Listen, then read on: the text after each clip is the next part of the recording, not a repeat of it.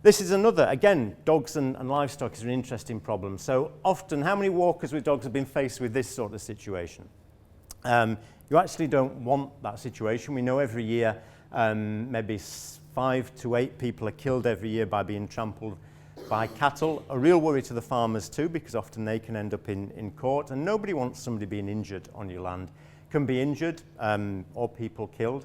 So I was down in Cornwall 2 weeks ago at the launch of this scheme where you've got the Ramblers working together and the National Farmers Union, Country Landowners Association and the British Horse Society, because there's issues about people horse riding with cattle as well.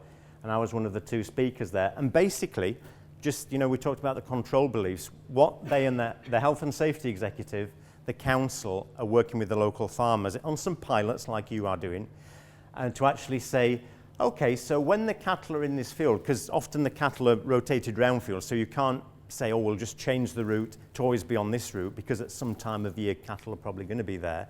So they're using temporary fencing, which is also cleared by the Rural Payments Agency, because actually if you exclude people from area, you might not be able to get some of your support payments, but it's been cleared with them as well. To actually say, yes, you can follow this right of way, but if you want to avoid the cattle, go this way.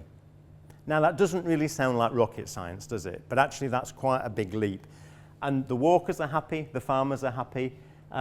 So again, these things are saying, actually, if you help people do the right thing, some people might be bloody-minded and say, yes, I still want to stick to the right of way. And again, we've got those devils who might want to do that. But actually, here's a way of having you walk without the danger of being trampled by cattle. People are going to take it. So when you're thinking about signage or doing stuff, actually, thinking about, is this an opportunity to try this as well? Was that a scratch or was it a hand going up?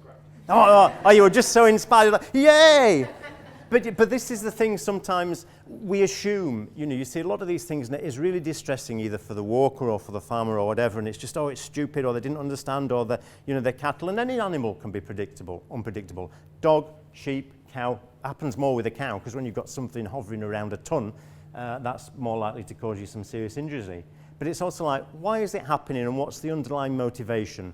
The motivation isn't to go and have some conflict with cattle, it's to have a hassle-free dog walk. So how can we help people have that? And that's what they're trying here. It amazes me it's taken so long to get to that point, and one of the challenges has been the council working with the Health and Safety Executive and the farmer to find a common solution. But the great thing is that everybody's working together, because they say it's actually in our interests. Whereas the old approach of saying, well, we'd rather people just didn't come and walk their dogs or whatever, you can't get away from livestock in Cornwall, and I guess the same is here.